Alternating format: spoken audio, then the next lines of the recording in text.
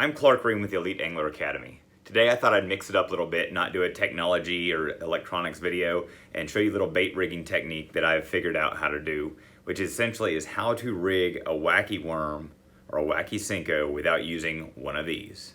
You know, these have become commonplace. Sliding your Senko into the hole on that end, slide the O-ring up over it, and you're able to rig it. But I'm going to show you a little trick that I've learned how to do using Goody's hairbands. And you could really use just about any type of hairband you want to use.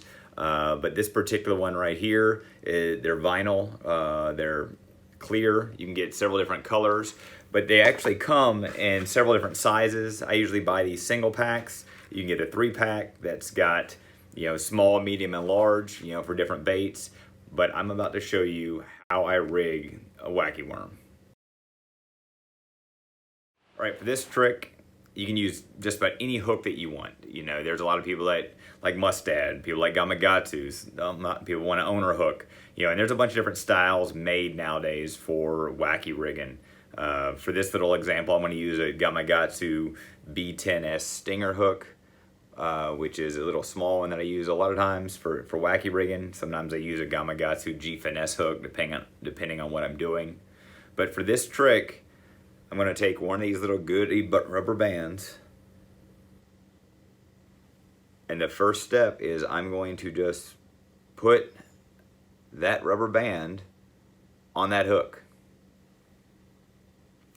The second step, I'm going to take my Senko or wacky worm or whatever you want to use, and I'm barely going to skin hook it into the worm and rig it wacky style. The reason I'm going to skin hook that is it's actually going to hold the worm and make it easier to do what we're about to do. The next step is I'm going to take that rubber band and I'm going to bring it on the back side of that worm and just take that other end of the loop and stick it on the other side of that barb. So now what you have is a little saddle built to hold that worm, and you can't even see where it's at. One of the advantages over this rigging technique as opposed to using the O-ring is most of the time I want that hook point to be perpendicular to the worm. Whereas if you use an O-ring and slide it in, the hook point is going to be parallel with that worm shaft.